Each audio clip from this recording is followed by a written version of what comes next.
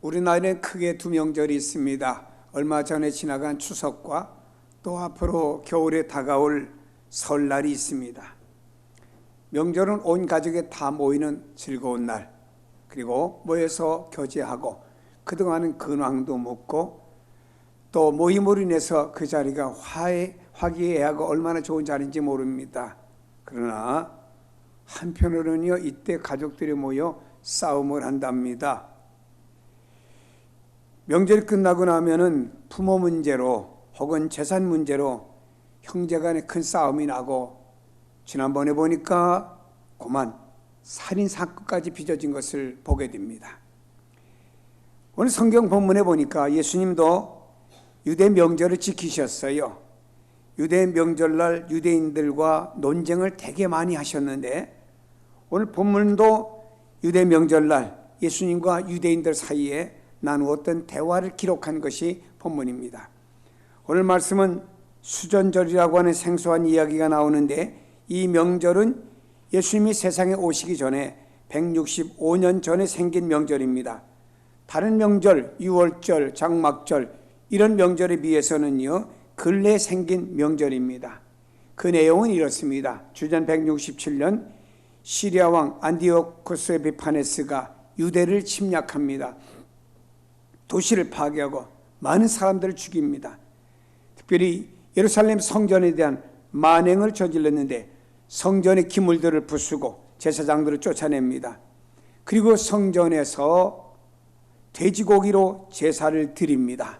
이건 마치 오늘날 교회 안에다가 불상을 옮겨다 놓고 불공을 드리는 것과 같이 유대인들에게는 아주 모욕적인 것이 됩니다. 원래 돼지는 구약 성경의 불결한 음식으로 먹지도 않았던 유대인들의 음식이었습니다. 그 불결한 고기를 거룩한 성전에 드리고 그것으로 제사를 드렸으니 모든 유대인들은 분노가 막 끓어올랐습니다. 이때 분노가 불타듯이 타오르는 사람들이 하나둘 모여서 조직해서 군대를 만들었고, 그 군대 지도자는요, 마카비라고 하는 사람이었습니다.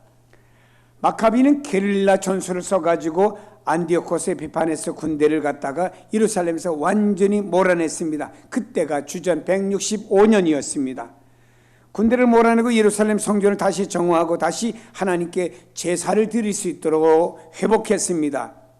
이방인들에게 성전을 빼앗겼다 다시 하나님께 제사 드리는 날로 새롭게 성전을 청결하고 봉헌하는 날로 그날을 여겼는데, 이 날을 가리켜서 수전절이라고 하는 성전 봉헌한 날을 기념으로 지킨 절기가 수전절인데, 그 날짜가 11월 14일이죠. 수전절 날 예루살렘 성전에 많은 사람들이 모였습니다. 성전을 거닐고 계시는 예수님을 사람들이 발견하고, 마치 장터의 약장사 중심으로 많은 사람들이 공연을 보기서 둘러 에워싸이는 것처럼 예수님 중심으로 하나둘 사람들이 모여서 에워싸기를 시작했습니다. 그리고 저들 가운데 누군가가 예수님께 한 가지 요구를 합니다. 당신의 신분이 뭔지 정확히 좀 알려주시오. 당신 속에 당신의 신분이 뭔지 확실하게 우리에게 좀 알려주시오. 더 이상 우리로 하여금 헷갈리지 않게 해줬으면 좋겠습니다. 요구를 했습니다. 당신 정말 하나님 보내신 그리스도가 맞습니까? 그들의 질문에 대해서 예수님 분명하게 대답을 하십니다. 내가 이미 너희들에게 여러 번 말했는데도 너희가 믿지 않았지 않느냐? 말로만 한 것이 아니고 때로는 여러 가지 기적을 통해서 증거를 보여주었음에도 불구하고 당신들이 믿지 못했지 않느냐? 라고 주님 반문하셨습니다. 예수님은 저들에게 기적을 통하여 증거를 보여주었습니다. 그리고 저들에게 주님의 말씀을 전해주셨고 하늘나라의 나라 여러 가지 보화의 말씀을 들려주었습니다. 그러나 저들은 믿지 못했습니다. 왜 믿지 못했습니까? 그 이유를 본문에 이렇게 설명하고 있습니다. 너희가 내 양이 아니므로 믿지 아니하는도다 라고 그랬습니다. 그들이 예수님을 믿지 못한 것은 예수님의 양이 아니었기 때문이라고 강조하고 있습니다. 증거가 부족한 것도 아닙니다. 기적을 체험하지 못한 것도 아닙니다. 다른 말로 하면 그들은요, 하나님의 백성으로 선택받지 못했기 때문에 저들이 믿지 아니한다라고 말했습니다. 믿지 아니하니까 당신 정체가 뭐요? 진짜 하나님 보내신 그리스도 맞습니까? 그렇게 주님의 말씀을 들었어요. 그렇게 주님의 기적을 보았음에도 불구하고 이런 질문을 또 주님께 드린 것을 가르쳐 주님께서는 너희가 내 양이 아니기 때문에 아무리 기적을 보았고 아무리 말씀을 들어도 믿지 아니하는도다 라고 주님이 말씀하신 겁니다. 여러분, 성경은 우리가 예수님을 믿게 된 것은요, 먼저 하나님의 선택의 은총이 있었기 때문인 줄로 믿습니다. 성경은 우리와 예수님 사이를 신랑과 신부 사이로 설명을 합니다. 여자가 신랑을 아무리 좋아해도 자기를 신부로 선택해 주지 않으면 그의 신부가 될 수가 없는 것입니다. 아무리 집안이 좋고 잘나고 배운 것이 많고 교양이 많아도 신랑이 자신의 신부로 선택해 주지 않으면 신부가 될 수 없습니다. 옛날에 우리나라에, 아니 세계도 다 마찬가지입니다. 왕의 아들 세자가 때가 되면은 그 세자의 신부감으로 신부를 간택하게 됩니다. 그때 말이면 대신들 중에서 그 세자의 신부를 자기 가정에서 그저 들여보내 아주 애를 많이 쓰고 모사도 많이 씁니다. 그래서 어느 날 그 많은 처녀들 가운데서 누군가 딱 간택이 되죠. 그때는 이 사람이 그 부모가 누구든 집에 들어와서 아주 축제가 이루어집니다. 우리가 차기의 임금이 될 사위가 우리 딸하고 결혼하게 되었다고 얼마나 축제인지 모릅니다. 그래요, 우리가 예수님을 믿게 된 것은요, 내 편에서 보면은, 사람 편에서 보면은요, 내가 선택한 거예요. 내가 예수님의 구주를 믿고 기독교를 나의 종교로 선택한 것은 사연은 많겠지만 내가 선택한 것은 분명합니다. 그러나 성경이 가르쳐준 말씀은 우리가 예수 믿기로 작정하기 전에 먼저 예수님이 우리를 선택해 주었다라고 말씀하고 있습니다. 요한복음 15장 16절에 이렇게 말씀하고 있지요. 너희가 나를 택한 것이 아니요 내가 너희를 택하여 세웠나니. 에베소 1장 4절에 말씀합니다. 곧 창세전에 그리스도 안에서 우리를 택하사라고 말씀합니다. 여기에 중요한 섭리가 있습니다. 믿고 안 믿는 것이 인간의 선택에서 되어지는 것이 아닙니다. 내가 선택해서 예수를 믿고 선택을 안 해서 예수를 안 믿고 이것이 아닙니다. 성경은 뭐라고 말씀합니까? 너희가 나를 택한 것이 아니고 우리가 나를 택한 것이 아니고 내가 하나님이 너희를 택하여 세워주셨다라고 말씀하고 있습니다. 그렇습니다. 요한복음 6장 44절에 말씀하고 있습니다. 나를 보내신 아버지께서 이끌지 아니하시면 아무도 내게 올 수 없으니 오는 그를 내가 마지막 날에 다시 살리리라 그랬습니다. 여러분, 아버지 하나님이 여러분을 이끌어주지 않으면, 선택하여 이끌어주지 않으면 아무도 주님 앞에 나와서 주님을 믿을 수가 없다라고 말씀을 합니다. 사람들이 자신의 의지로 예수님께 나간 것이 아닙니다. 예수님이 사람을 부르시고 이끌으셨기 때문에 그 앞에 나가는 것입니다. 물론 그 방법도 여러 가지죠. 어떤 사람은 어머니 모태에서부터 신앙이 시작되어서 태어나자마자부터 그 아이가 교회를 다니며 예수 믿은 사람도 있습니다. 어떤 사람은 주변에 누군가에서 전도를 받아서 교회에 나온 사람도 있습니다. 어떤 사람은요, 삶 속에서 큰 여러 가지 체험을 통해서 하나님을 만난 사람도 있습니다. 내가 아는 연세가 많은 지금 80이 되신 목사님이 계신데 그분은 이북에서 내려오신 목사님이에요. 가족을 다 등대 두고 중학교 2학년 학생이 남한으로 오는 배를 타고 그 배 안에서 오는데 그 배 안에서 부모와 함께 오는 아이들은 뭔가 음식을 만들어서 이렇게 먹습니다. 이 아이는 사흘 동안 아무것도 먹지 못하고 쩔쩔 굶고 나옵니다. 근데 밥을 다 해먹고서는 거기다가 누룽지가 있으니까 거기다 물을 부어서 누룽지를 또 끓입니다. 중학교 2학년 아이가 이렇게 하나님을 믿는 아이가 아닙니다. 예수 모릅니다. 교회 나가본 적도 없습니다. 그랬던 이 중학교 2학년 아이가 이렇게 마음에 기도를 했답니다. 하나님, 진짜 살아계신다고 하면은 저 누룽지 좀 끓여가지고 나 좀 먹으라고 부르게 해주세요. 이렇게 기도를 했답니다. 예수님의 이름으로 기도한 것도 아닙니다. 그냥 기도한 거예요. 그분이 누룽지 끓여서 아이들과 함께 떠서 주다가 물끄러미 그 중학교 2학년 아이를 보더니 너 배고프니? 예. 며칠 굶었니? 사흘 굶었어요. 이리 와라. 조금 나눠 먹자고 떠서 주더랍니다. 그래서 이분이 거기서 체험을 한 거예요.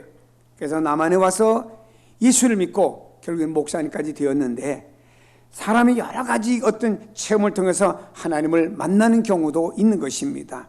하지만 공통점은 다 하나입니다. 공통점은 하나입니다. 하나님이 선택하시고 이끌어 주셨기 때문에 예수 믿게 된 것이고 이 믿음을 가리켜 에베소 2장 8절에는 하나님의 선물이라고 말씀하는 줄로 믿습니다. 그렇습니다. 그러므로 이 믿음은 최고의 은혜인 줄로 믿습니다. 최고의 축복인 줄로 믿습니다. 최고의 기적인 줄로 믿습니다. 사람들이 아무리 놀라운 기적도요 가까이 접하고 또 늘 체험하다 보면 평범한 것이 되고 맙니다. 자, 우리나라에 라디오가 처음 나왔습니다. 요만한 박스에서 노래도 나오고 연속곡도 나오고 뉴스도 나옵니다. 이때 사람들이요 라디오를 갖다 놓고 거기다가 귀도 대보기도 하고 어디서 나오는가 만져보기도 하고 대단히 노력했습니다. 그때 사람들이 이야 놀랍게 놀랬죠. 그러나 지금 여러분 라디오 보고 놀리는 분이 있습니까? 한 번도 없죠. 우리나라에 TV가 처음 나왔을 때 말입니다. 그 박스 상자 안에서 말입니다. 물체가 나타나서 사람이 움직이고 여러 가지가 나옵니다. 그때 신기하잖아요. 이런 박스 안에서 어떻게 저렇게 뭐가 나오냐고 사람들에서 TV 앞에는요 온 마을 사람들이 다 와가지고서는 그걸 구경을 했습니다.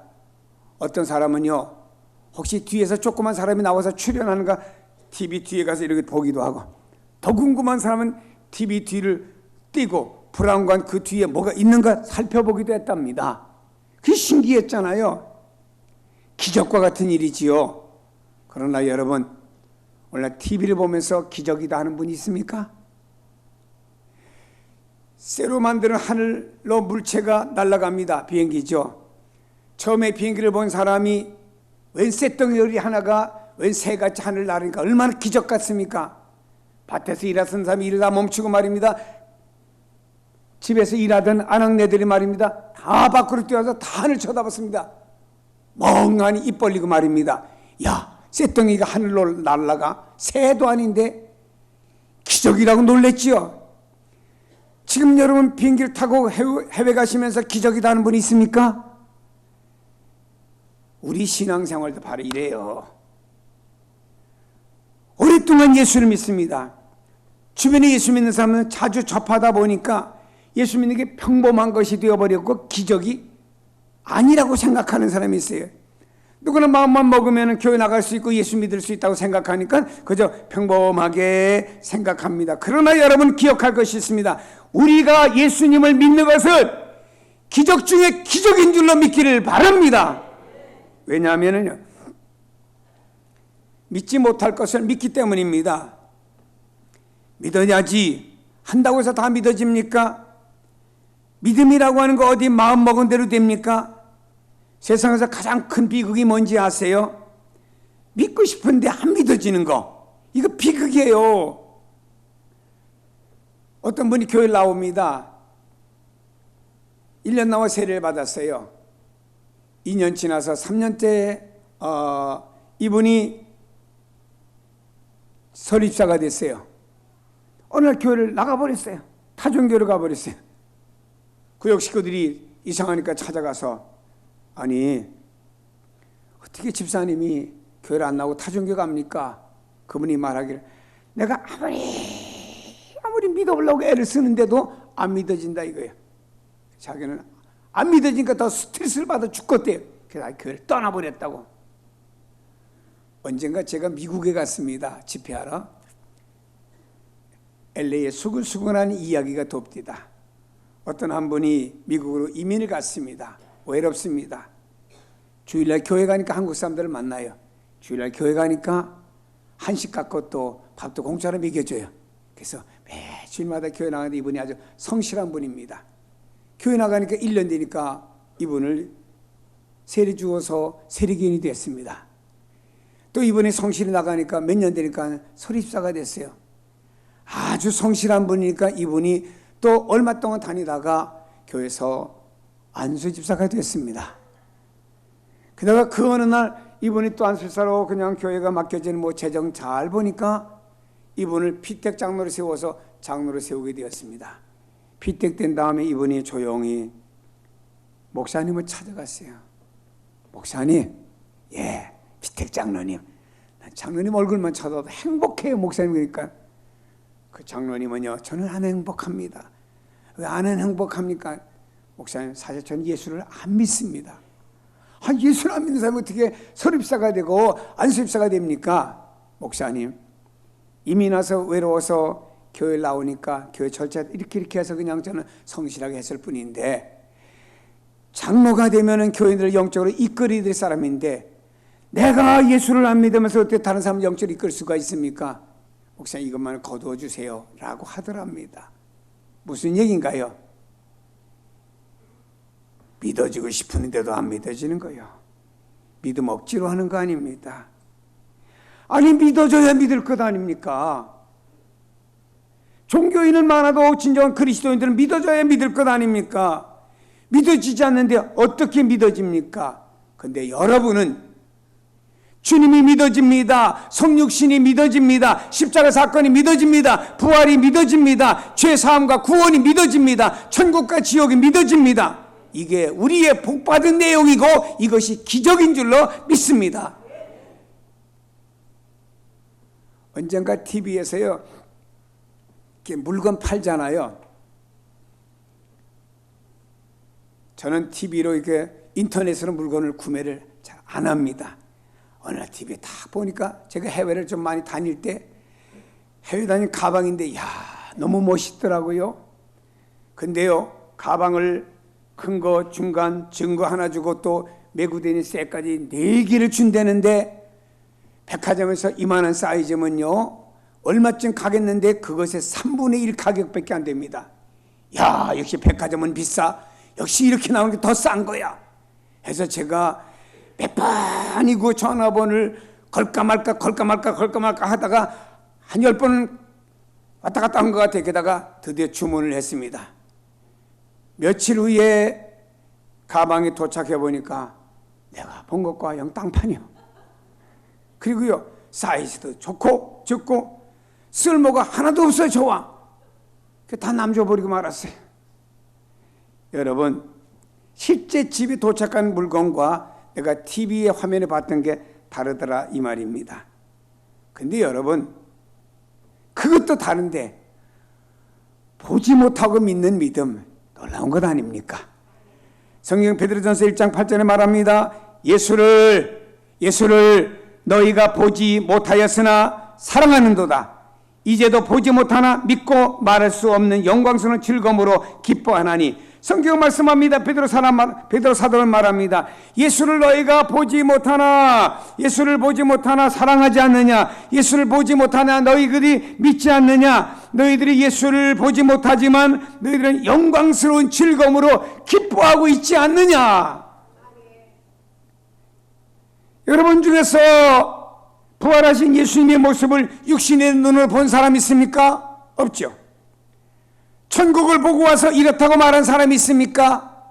물론 어떤 사람이 나름대로 체험을 했다고는 말하지만, 그러나 보편적으로 천국을 보고 와서 말한 사람 없잖아요. 어떤 사람이 천국에 가서 말입니다, 딱 스마트폰으로 사진 딱 찍어갖고 봐, 내가 천국에서 찍어온 거야, 이런 사람 한 사람 있어요? 다 없잖아요.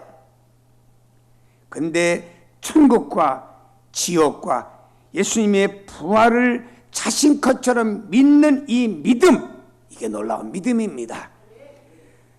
논리적으로는요, 설명이 아주 불가능한 거예요. 세상에 이론적으로는 그럴듯한데 실제적으로 보면요, 이론과 맞지 않는 것들은 너무너무나 많지 않습니까? 근데 우리가 믿는 것은요, 이론과 설명으로 불가능한 거예요. 바울이 말입니다, 고린도에 가서 철학의 도시였기 때문에 좀 더 철학적으로 이론으로 설명을 예수님을 하려고 하다가 오히려 실패했어요. 이론으로 설명이 불가능하고 인간의 머리로 이해도 안 가는 것이 믿어지는 것이 믿음인 줄로 믿고 이것이 기적인 줄로 믿습니다. 보지도 못하고 이론적으로 설명도 안 되고 사람의 머리로 이성적으로 이해가 안 되는 것이 어떻게 믿어지겠습니까? 그 이유는 하나님이 나를 선택하여 주셨고 내 안에 믿음을 심어주셨고 이 은혜가 내 안에 임하였기 때문에 예수를 믿는 줄로 믿으시길 바랍니다. 그러므로 복음을 믿는 것은 최고의 은혜요 기적인 줄로 믿기를 바랍니다. 이보다 더 큰 은혜는 말입니다 없습니다. 우리나라에 참 안타깝게도 이혼율이 좀 심각한 상황에 도달하며 점점 많아지는 프로테지를 볼 때 참 안타까워요. 분명히 결혼 서약할 때는 검은 머리가 팥불이 되도록 생사고약을 함께 하겠느냐? 네, 했던 사람입니다. 근데 참 아픔이 있지만 왜 그 약속을 깨고 갈라서야 될까요? 그 이유는요, 결혼 전에 몰랐던 서로의 약점과 단점이 발견되었기 때문입니다. 개인적으로 이들의 사연을 들어보면 다 공통점이 있고 참 아픔이 다 있습니다. 이런 사람인 줄 알았으면 결혼 안 했을 것인데 이럴 줄 알았으면 내가 왜 결혼을 했겠습니까? 약점이 많고 단점이 많아 결국에 부부의 약속이 갈라지고 많은 결과를 가져오게 됩니다. 만약에 하나님께서 우리의 장점을 보고 잘난 것을 보고 우리의 선한 것을 보고 우리를 선택했다고 하면 아마도 벌써 우리에서 하나님은 등을 돌리셔야 될 거예요. 그렇지 않으니까. 그러나 하나님은 처음부터 우리 약한 것을 다 알고 선택하신 거예요. 죄와 허물이 얼마나 많은지를 알고도 선택하셨습니다. 이것은 하나님이 우리를 영원히 버리지 않는다는 증거가 되는 것이죠. 약점을 다 알고 선택하셨기 때문입니다. 단점도 알고 얼마나 부족하고 모자란 것인지 다 알고 우리를 사랑하시고 선택하신 것이죠. 이스라엘의 조상이 아브라함입니다. 하나님께서 아브라함을 선택하여 불러주셨죠. 그럼 아브라함이 의롭고 선하고 장점이 많고 뭐 잘난 사람인가요? 아닙니다. 아브라함이 원래부터 하나님을 믿던 사람이 아니고 그 집안이 하나님 믿는 집안의 사람이 아니었습니다. 아브라함의 아버지 되라는 말입니다. 우리 한국식으로 말하면요, 불상을 만들어 가지고 제조하는 사람이고 그걸 판매까지 하는 사람이 하나님 가장 싫어하는 우상을 만들어서 파는 집안이 그 집안이었어요. 근데 그런 집안의 사람, 하나님 가장 싫어하는 것을 하는 그 집안의 사람을 선택하여 불렀다? 사랑하는 여러분, 하나님 그거 다 아시고 선택하여 부른 것입니다. 하나님 자격이 없는 나를 선택하시고 선한 것이 없는 나를 선택하시고 죄로 물들어버린 나를 선택하신 것은 훗날에 내가 어떠한 잘못과 부족이 있을지라도 버리지 않고 등 돌리지 않겠다고 하는 증거가 아니고 무엇이겠습니까? 그래서 우리는 하나님 앞에 감사뿐입니다. 만약 하나님이 우리의 장점을 보시고 선택하셨다고 하면 우리는 그 장점을 잊어버리는 순간에 하나님 우리를 버려야 될 것입니다. 우리의 좋은 성품을 보고 선택하셨다면 우리의 성품이 망가지면 우리를 버리실 것입니다. 그러나 하나님이 우리를 먼저 선택하시고 은혜를 주셨기 때문에 끝까지 우리를 책임지고 버리지 않는 것입니다. 성경 말씀을 이렇게 하십니다. 내 양은 내 음성을 들으며 나는 그들을 알며 그들은 나를 따르느니라. 내가 그들에게 영생을 주노니 영원히 멸망치 아니할 것이요 또 그들을 내 손에서 빼앗을 자가 없느니라. 그들을 주신 내 아버지는 만물보다 크심에 아무도 아버지 손에서 빼앗을 수 없느니라.